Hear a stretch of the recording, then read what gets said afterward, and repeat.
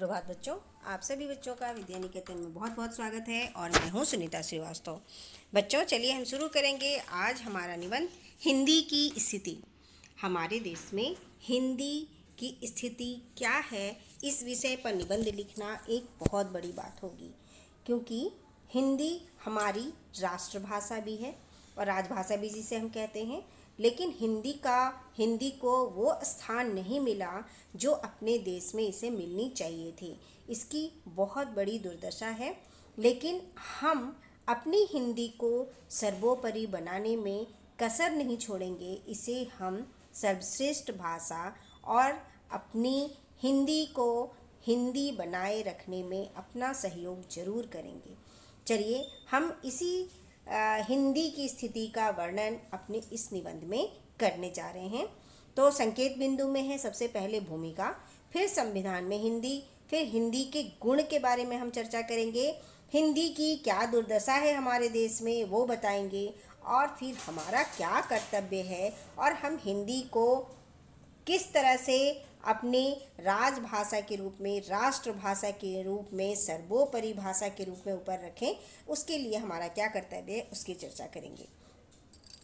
चलिए हम कुछ पंक्तियों से अपने निबंध को शुरू करेंगे। निज भाषा उन्नति अहे, सब उन्नति को मूल, बिनु निज भाषा ज्ञान के, मिटे नहीं को सूल।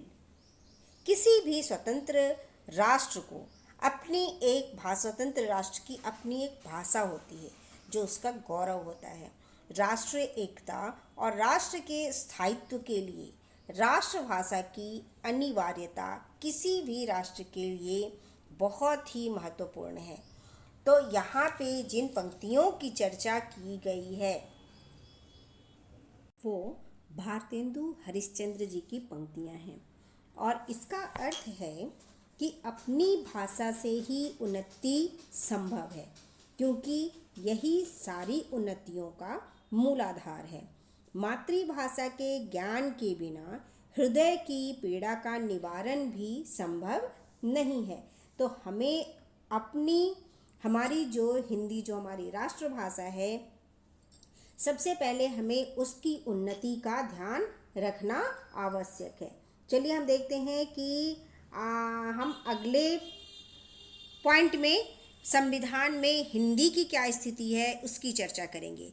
स्वतंत्रता प्राप्ति के पूर्व कांग्रेस ने यह निर्णय लिया था कि स्वतंत्र भारत की राजभाषा हिंदी होगी। स्वतंत्र भारत की संविधान सभा ने 14 सितंबर 1949 को ही हिंदी भाषा को भारत संघ की राजभाषा के रूप में मान्यता दी थी। किसी भी भाषा को राष्ट्रभाषा बनने के लिए उसमें सर्वव्यापकता, प्रचुर साहित्य रचना, बनावट की दृष्टि से सरलता और वैज्ञानिकता, सब प्रकार के भावों को प्रकट करने का सामर्थ्य आदि गुण होने अनिवार्य होते हैं, और ये सभी गुण हिंदी में विद्यमान हैं, और इसीलिए हिंदी हमारी राष्ट्रभाषा है।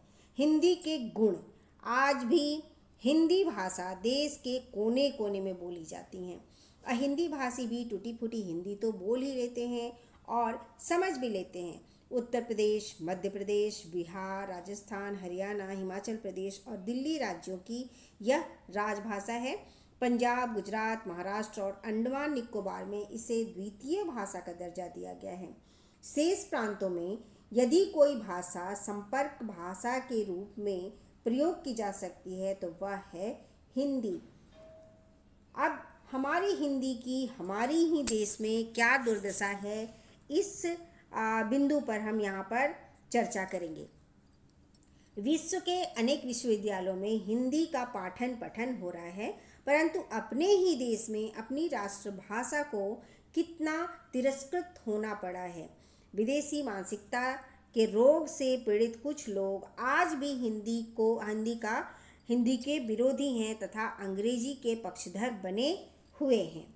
लोग अंग्रेजी में किसी भी चीज़ को लिखना या पढ़ना या बोलना अपना शान समझते हैं।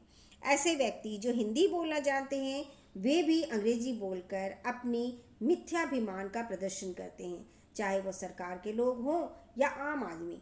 यद्यपि सरकारी विभागों की ओर से यह प्रचारित किया जाता है कि अपना कामकाज हिंदी में कीजिए, परंतु जब उन्हें हिंदी में कोई पत्र लिखा जाता है तो उसका उत्तर अंग्रेजी में ही मिलता है। अन्य देशों के प्रधानमंत्री या राष्ट्रपति जहाँ भी जाते हैं अपनी भाषा में ही बोलते हैं, परंतु हमारे देश के राजनीतिज्ञ अन्य देशों को छोड़कर अपने ही देश में अंग्रेजी को बोलकर अपने अहंग की तुष्टि करते हैं। संसद में प्रश्न हिंदी में पूछा जाता है और उसका उत्तर अंग्रेजी में मिलता है। तो अब हमारा क्या कर्तव्य बनता है?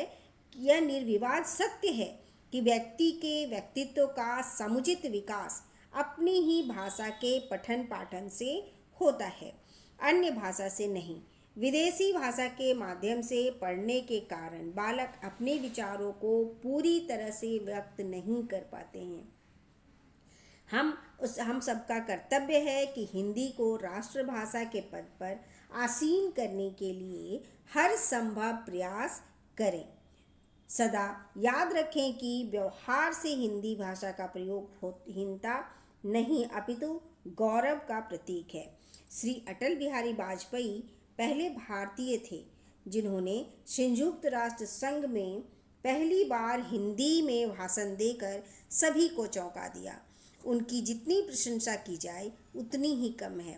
ऐसे लोग जो अपनी संकीर्ण पृथकतावादी भावनाओं का प्रदर्शन करके हिंदी का विरोध करते हैं, उन्हें भी अपनी दृष्टिकोण में परिवर्तन करना चाहिए तथा राष्ट्रीय सम्मान के लिए संकुचित मनोवृत्ति का परित्याग कर हिंदी को अपनाना चाहिए।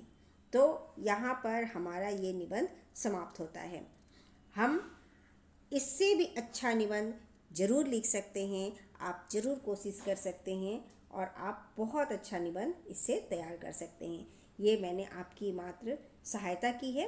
आप स्वयं का निबंध खुद बनाएं और अगर आप ऐसा करते हैं तो आपको उसे याद करने की भी ज़रूरत नहीं पड़ेगी।